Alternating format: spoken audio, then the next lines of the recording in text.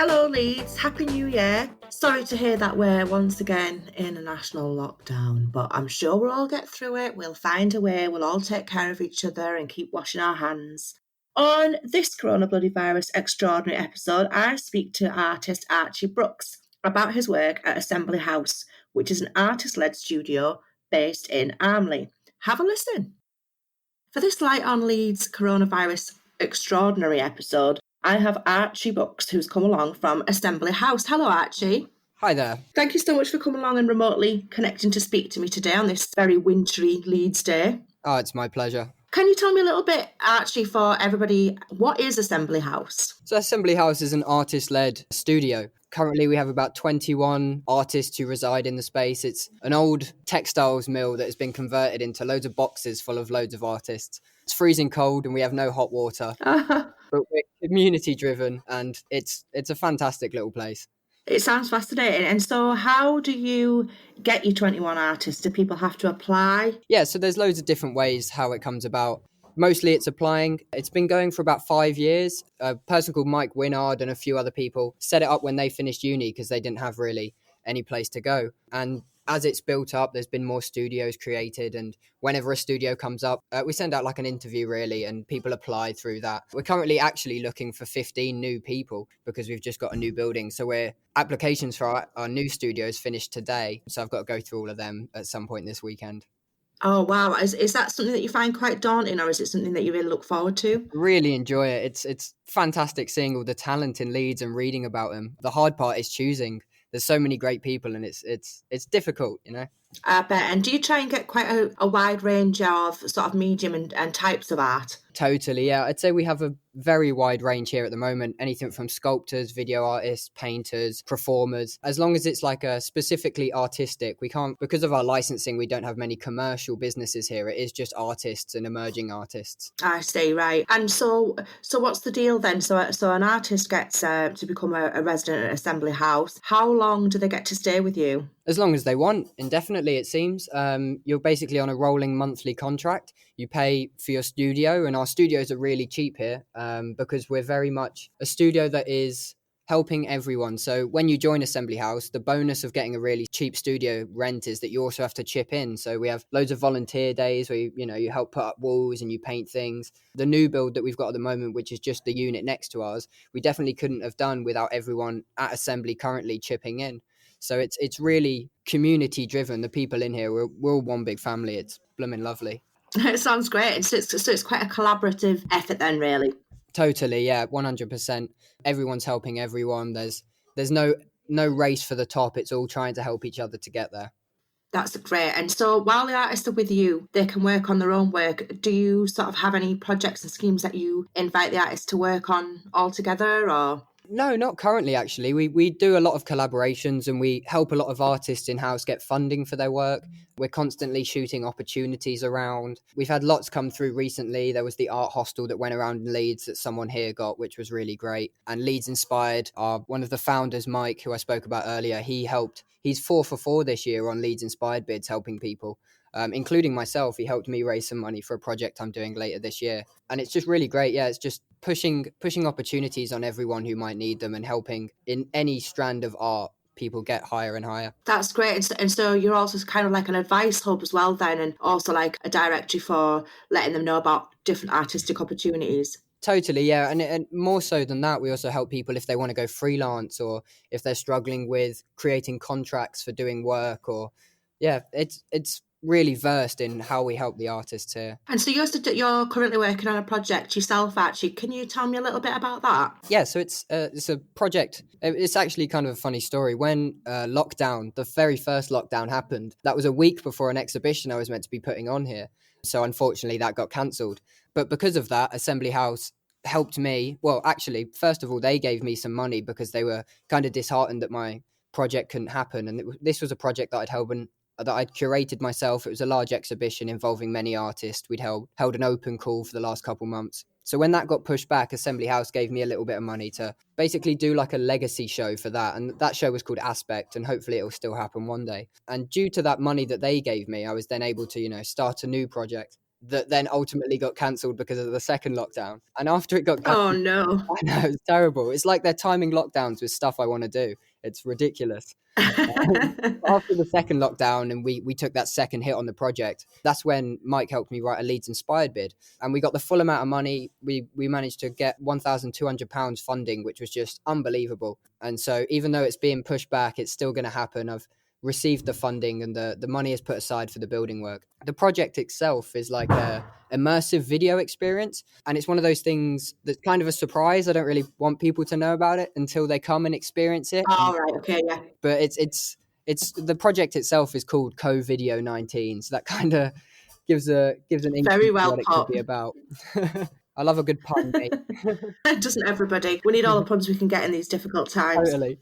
And so, is video installation your sort of your oeuvre of art, or is that just something that you're experimenting with for this project? Yeah, I'd say so. I'd say that's what I'm leaning towards, especially in the last couple years. I started my artistic career as a painter and slowly kind of lost enjoyment with that. I wanted something a bit more mentally stimulating, something that's I'm a big advocate for art as experience, where you don't need any outside context or knowledge to view a piece of art. You can just come as a human being and experience something, and that experience be interesting in its own right. And that's the kind of art that I do. I like to question people and create areas of introspection, create spaces that cause people to look at themselves as well as the artwork. The artwork almost is activated by the participant, and the participant is then part of the art themselves. That's really interesting. And have you done similar things like this before then? Yeah, so I'm a recent graduate. I graduated last year, and due to COVID, we didn't get a degree show. But one of the last pieces I did in uni was a piece called Durations, and it's a particular piece where I asked loads of my peers and tutors and things like that to just sit in a room and do nothing for as long as they could. And then I would film them, and then I would ask them how long they thought they were in there. And I collected these videos, and it's on YouTube if you just type in Durations Archie Brooks. You can just see, and it's just a 2.5 hour video of people just sat there doing nothing, and it's just this idea of observation. They're in a room on their own with a camera, but they know that in the future someone will watch that, and it's kind of like a future context that they're imprinted on themselves. So these people, I think there was 20 people altogether who sat and did nothing. The longest person lasting 2.5 hours, which is why the Wow. video is that length. Yeah, which is crazy. But they know that one day someone will look at them, and even though they're in a room on their own, they're still anxious about that camera in there. It's kind of an awkward performance piece. I'm in it myself. I think I did like 40 minutes. But yeah, that was really interesting. And did you get much feedback on that? Yeah, it was a success in my books. I really enjoyed doing it. The piece itself is really fun to just stick on and watch. Sometimes I'll be having dinner at my mate's house and I'll just stick it on the telly, and you'll see a few people that you might know like a year ago just sitting there and doing nothing. It's kind of that point in time is just forever immortalized in that video. And what did the participants tell you about their experience of taking part afterwards? So a lot of them found it quite awkward, and you could tell that from the videos. There's some people who really just did not mind it, and they were happy to just sit there, be with their thoughts and enjoy it. But there were other people who wouldn't move for 20 minutes or would never make eye contact with the camera. There was someone who did yoga while they were sat there. Other people would get up and walk around. It's really interesting to just watch human behavior, and because they're all presented as one video, is like it's kind of like windows that you're looking in on them. You see lots of different people, and when the person gives up, they just leave, and the frame is left with an empty chair. That sounds really good. I'm definitely going to check that out. It sounds like you've had a lot of disappointment and letdowns due to the whole strange situation that we've been in last year and currently still in. But do you find that working on your art, I mean, apart from the disappointments of the various projects not being able to go ahead in the way that you'd like, have you found working on your art useful for your mental health and things like that during these dark times? Oh, totally. I don't know what I'd be doing otherwise. I'm an avid gardener, so I spend a lot of my time in my garden as well. And if I didn't have art and gardening, I don't know what I'd be doing with my life. It's absolutely bonkers. And being at assembly, I think as well, not just being an artist, but being in a community of artists is something that's really kept my sanity during these crazy times. Yeah, I bet. Yeah, I can totally imagine that. I'm not. I really enjoy art, but I'm not in any way. I'm a bit of a flippity gibbet, really. I try a little bit of everything, and never really master anything. But I enjoy it as I go. And during this lockdown and last lockdown, just trying out different things and trying different medium and things like that. And my mum, she's self-isolating, she's shielding. And it's been really nice, both of us having little art projects. So we're both complete beginners, but we just have a little go with it and then chat to each other about what we thought about what we both did. And I've just found that really enjoyable. Oh, that sounds so lovely, Hazel. Oh, that really puts a smile It's on just my face. just a nice thing to do. Totally, yeah. And I think people get bogged down with art. Like I talked to my neighbours the other day, delivered them some food, and they were like, "Oh, I don't know how you do it. I'm rubbish at drawing." And I was like, "Yeah, me too." Like art isn't about being good at something. It's a creative release. Like it's something that I think isn't taught that much in school, and something that I think is a detriment that it isn't, because having that creative release, having something to tickle that side of your brain is just it's amazing. I wouldn't trade it away for anything. Yeah, definitely. I think that the problem can be, I think it can be like this with a lot of things where people come to something and they expect to be an expert at it straight away and Totally. then feel bad if it's not perfect or it's not how they imagined it to be. But what I've Mm. really enjoyed grasping this time around is just the idea that it's just the physical act of doing it and taking yourself out of yourself. And like you said, once you leave school, not that you get a lot of art at school anyway, but once you leave school, you get less of a chance to play and experiment and things like that. So during this time when you've really not got a lot of options, it's really nice just to be able to not hold yourself to account, just give it a go and just enjoy being creative and not worry about the end result, really. Yeah, couldn't have said it better myself. That's such a nice way to put it. I think, yeah, having doing anything, like my younger sister, she did art at school and then is now doing criminology, but she makes rings on the side of it out of old spoons, and I love seeing the ways that people's creativity just takes them on a journey and they just make some crazy things. Like I never want to limit myself to one form of art as well. If I've got an idea, it's totally dependent on how that's best represented, whether I do a painting, an installation, or some long immersive piece that could just be anything. The outcome could just be absolute utter craziness. But if the idea is there, then roll with it. Just don't limit yourself is the only advice I'd ever give to someone.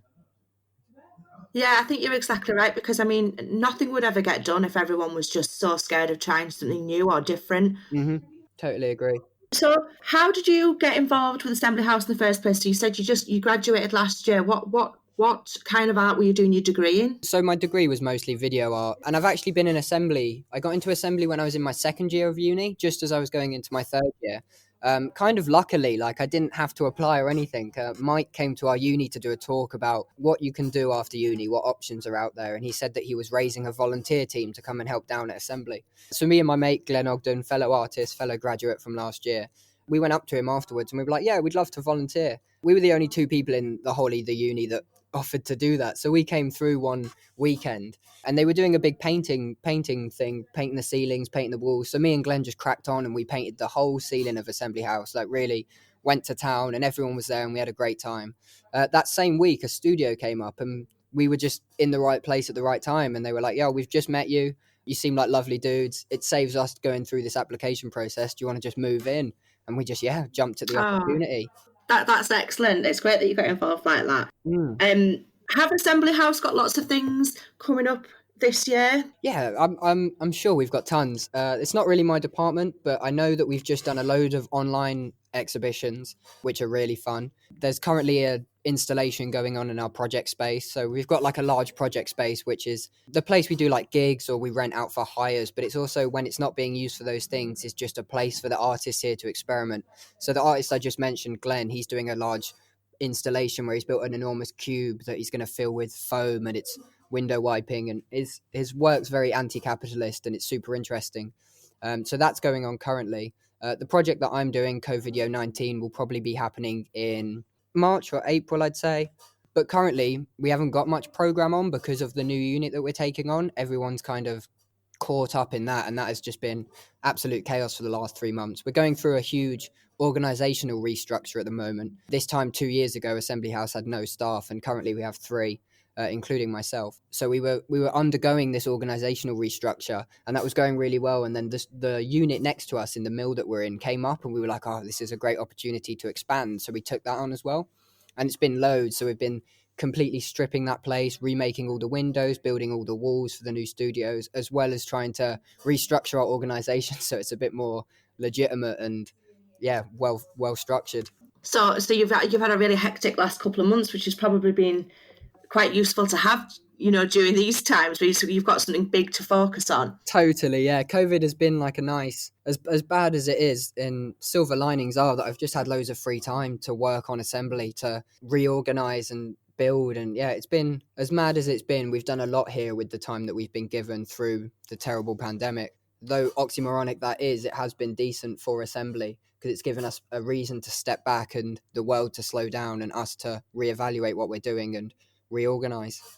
Yeah, because I think sometimes when things are just running full pelt, you tend to just be reactive to things that are happening to you, and you don't really have time to stand back and take stock. Totally. I'm a big advocate for taking breaks and stepping back from one's life. I think it's really important to look at what you're doing from an outside perspective, because when you're caught up in so many things, it can be always at the forefront of your mind. But to step back, to take 2 days off and to think and read and write is something I do all the time, maybe even too much. Maybe I take too many breaks, but I just think it's so good for my mental health and my cognitive work. Like sometimes when I'm knee deep in work, I can often overlook aspects, but as soon as I step back and I'm not actually doing work and I'm just thinking, or things will just come to you amazingly. Like inspiration isn't something you look for. Inspiration isn't something that, you sit back and you wait to receive, or something that you look for. It's through just working through things, thinking about things, sitting back and, yeah, overthinking, underthinking, all of it. It's all important. Yeah, I completely agree. And yeah, you're right. I think as well, it's the sort of one of the silver linings of this awful time is having that little bit of extra time to do extra reading or check out things that, just give yourself time to do things that you've never really had time to do before. Yeah, I learned to make fudge in the first lockdown. I love fudge, and I didn't know that you could make it until I was looking in a cookbook, and I was like, damn, you can make this. And then I just spent the first month of lockdown perfecting my fudge recipe. And then once I'd got it nailed, I haven't made fudge since. It's probably just as well though, because I went through a little phase of baking in the first lockdown, but then I realised the thing is, it's all very well making a cake, but then you're one person living by yourself who's got to eat that cake. So maybe not such a great idea when you're one person. So Archie, can I ask you, have you always lived in Leeds? No, I haven't. I'm actually from Hertfordshire, which is, just above London. I moved to Leeds for uni and then stuck to it like glue. I don't think I'll ever leave. I did suspect from your accent, but I thought I would just double check. But so you've lived in Leeds long enough to answer the 3 questions that I ask all of my guests. The first one being, what would you say is something that is great about the city of Leeds? Oh, good question. Definitely the people. Definitely the atmosphere and the exuberance of everything that comes out of here. From being an artist down south, it seems like everyone's against each other. But coming up to Leeds, it's definitely more of a, how can I help you get up to here? Or how can I work with you? How can I collaborate with you? It's definitely the people and the communities that the artistic world in Leeds is built around. Oh, that's a great answer, yeah. And I've had a lot of people say very similar things. And if you had to choose something, what would you say is something that you think is not so great about the city? Oh, the weather. It's a lot colder and windier up here than it is down south. That's fair enough. And have you got a lot of snow today where you are? Oh, yeah, it's been going all day, yeah. I was really upset because I live in Beeston and I love snow, but we've got like a very, very light sprinkling. There's nothing on the ground. Oh. And then my neighbours just messaged me, who's working in Adel, and sent me a video of like how beautiful it looks, like a winter wonderland over there. It just doesn't seem fair. Yeah, it's so nice. I love snow. It's so delicate when it falls. It's proper magical. Like, never comes at Christmas though, unfortunately, for us in the UK. Isn't it just? And if you spoke to somebody who'd been a resident of Leeds for a long time, would you be able to tell them about something that you would consider to be a hidden gem that they might never have heard of? Good question. Oh, down by the Asda on Kirkstall Road, there's like a golf course behind there and a lovely bit of green. And if you wander up the tracks near the golf course, there's this public orchard, and it's just maybe like 30 apple trees that are just, free game to take a load of apples. And I live on just above Kirkstall Road, so I wander down there all the time and just come back with a big bag of apples. And the apples are just unbelievably great. They are just some of the best apples I've ever had. That's a brilliant one. I've never ever heard anyone mention that, and I do know where you mean. I'll have to go and have a look. Definitely. I'll make sure I leave some apples for you there, actually. Please. Thank you very much for coming along today and speaking to me. You are going to have a look through some of your friends who are in bands and come up with a song that you're going to feature on the track, but we're not sure what it is just yet. I shall do. Yeah, I've got a few things in mind that I think you guys would like. Brilliant. And what will you be doing with the rest of your day today? So after this, I've got another meeting with a person at assembly, and then I've got some windows to smash in the new unit, which I can't wait to do. Oh, that sounds like really good destructive fun. Oh yeah, properly. Especially in the cold, it's nice just getting your hammer, smashing some glass, and then after that, I guess I have to replace the windows. But it's all in good fun. Yeah, enjoy the first bit first. Exactly. Thank you so much for coming along and speaking to me. I will put links in the podcast notes of your work durations and everything to do with Assembly House so that people can sign up to your newsletter and find out all of the great new things that you're doing. Oh, Hazel, it's been my pleasure. Lovely talking to you. You too. Bye bye. Take care. What's happening in this great city? We'll tell you. Wait a minute. It was fabulous to chat to Archie about his art and the great work that they do down at Assembly House. I'll certainly be checking out Archie's durations on YouTube, and I'm very much looking forward to having a visit to Assembly House when we're all free to roam again. Archie chose a song to feature by his friends in the band Three Streets. The song is called The Hunt, and it's definitely a tune to rock out to. Enjoy!